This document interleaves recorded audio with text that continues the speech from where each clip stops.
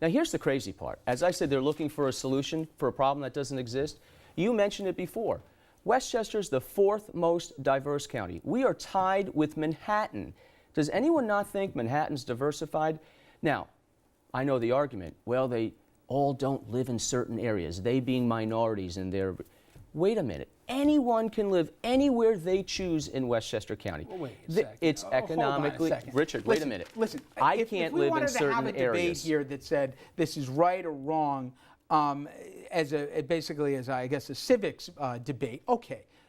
Overarching, the argument is county signed on to this deal. Whether or not it's a bad deal or not, I think most would say it probably wasn't the wisest move by your predecessor. I think there's universal probably consensus on that. The deal's the deal. But more importantly, somebody's working at a CVS in Rye, okay? There's no way that they're going to be able to afford to live in Rye. Forget about that they can't buy a house like somebody that might be walking in there. There is no affordable housing in many places that they could live there.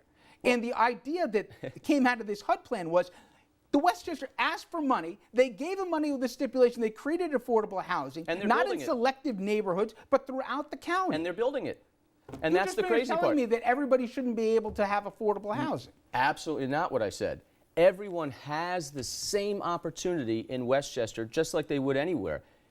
A real estate agent who discriminates should be locked up.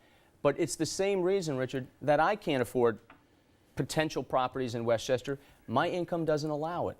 I live where I choose to live. And anyone within Westchester can live where they choose to live. You're not making a choice that you're looking for a one-bedroom apartment. You're looking for a home for your family. Good for you. No one's saying that everybody now of these 750 units is going to be having a 4-bedroom apartment in the ritziest areas of Westchester. That's not what this is about. This is about affordable housing, like they do, by the way, in Manhattan where there's Section 8 housing. Okay? And we do that in Westchester. There's Section 8 housing everywhere.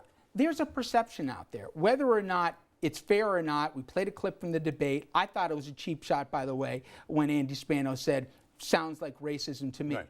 But when we go out there to say, no, I'm going to veto, I'm going to override what the legislature is, because I want landlords to be able to turn people away so they don't have to take disability or Section 8 vouchers. I want everyone to know that Westchester will not be forced, even though we signed a deal, to have affordable housing forced down our throats.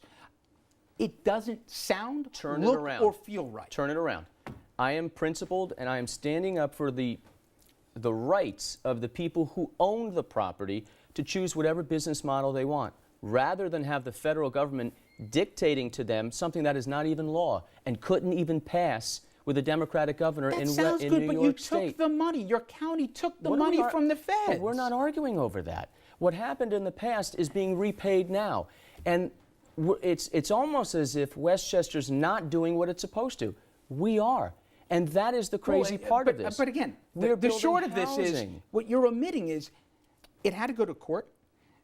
They had to then assess a monitor to make sure that you guys were being compliant. Time out. Then it had to go to a decree, which the county again sided with stricter implementations. And the reason why HUD, as well as now a threat of now going before the U.S. District Court again, is saying, and by the way, every editorial page is saying, what are you doing here? At the end of the day, you're going to have to pay the money. No.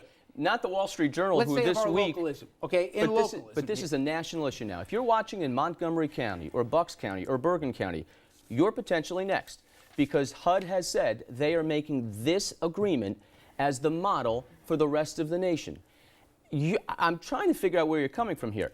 There's delineation points here. There is 2000 to 2006, which is what this is all about, the money that was taken then. No, you know, then I'll there's tell the you where I'm settlement. coming from, you turn around. But wait, no, 5 times you've gone now to HUD, and you've given your implementation accepted, by the way. And 5 times you've been rejected. Right. The overarching theme of the whole idea that came from the consent decree was that you were going to have a more integrated Westchester. Definitively, they say, you have not met your burden. A burden that independently the county went to the feds asking for money. The overarching argument to you, county executive, is you are not above the courts, you are not above the law, and the perception you're giving out there is you believe you don't like what the feds are doing, you're not going to make your towns do stuff even though that's what the consent decree said, and you know what, if they don't like it, tough, because they can't socially engineer Westchester. Here's what's going, Richard, I think we're losing different perspective here. 2000 to 2006 is the period of time we're talking about, going backwards. Yep. 2009, they reached a housing settlement. I get into office in 2010. Since that day, we have complied with every aspect of this settlement. We are building housing. We are complying. HUD then comes in a couple of months ago and tries to dictate new terms, which is not acceptable to us. So if you think, or anyone thinks, well, I'm going to lie. 5 plans. How many other plans they accept? You're talking about an analysis of impediments, which was never, by the way, rejected, always accepted, and it was up until 2010. They're using this document as a backdoor way to change the agreement, and I won't allow it. Now, we talk about diversity. In these 10 years, there has been a 56% increase in African American and Hispanic population in the 31 communities that are part of this settlement. So over 10 years, what the government is trying to do is happening naturally. People are migrating to areas where they want to go. Do you believe if we went out with cameras and they believe that affordable housing exists right now in these communities, that they're going to say absolutely? Westchester's done a great job of creating affordable housing for minorities. We've been on the forefront, by the way, and I can't take the credit because this is in the past, but we're continuing this. Westchester County has been on the forefront of providing affordable housing in our cities and throughout. And as we get back to this, you're enhancing the perception nationally of Westchester right now. You think you're helping how we're being viewed by other people? Well, if they're viewing this as the federal government should be allowed to march into a county. No, you can't listen, do that. Wait a minute. You wait can't a minute. say that. Of course they are. Wait a minute. If the federal government is trying to dictate new terms to an agreement that was already signed by both parties, forcing us to bankrupt the county, to make the agreement go from $51 million to $100 million. This is what they're trying to do. Your interpretation that is frankly in the minority. The idea was that you got $51 million.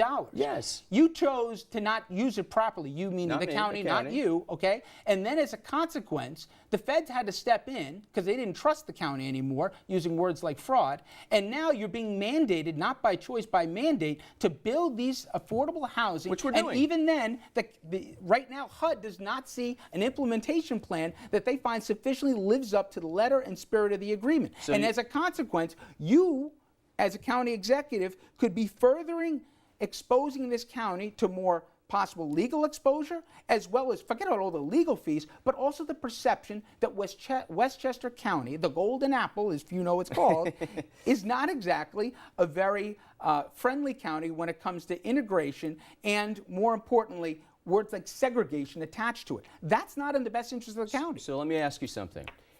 In order for the federal government, which I believe is a runaway federal government, which is trying to force the county to do things that are not in the settlement when the county is complying. You realize this happened under the original deal with the feds happened under Bush, but okay.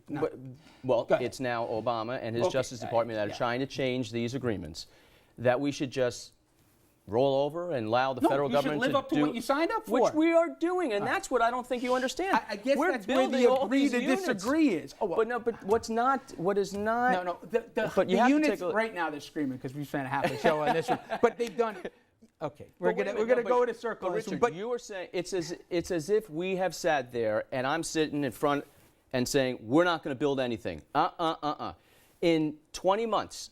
We have had over 300 meetings, and we will have built or have financed 260 of those 750. Where they're going to be built, and they're all approved. It's where they're going to be built. They're approved by going the federal forward. monitor. The other 600 apartments in question, where they're going to be built, who's going to be, and what monies are going to be allowed to be spent on those, and more importantly, the spirit that's being attached to this, not just the letter of the agreement. We're going to see how it plays out in the courts here. I hope, for the county's sake, you're right here that everything's going to be kosher and fine and dandy at the end of the day. I don't see how that ends up that way, but I have been wrong before.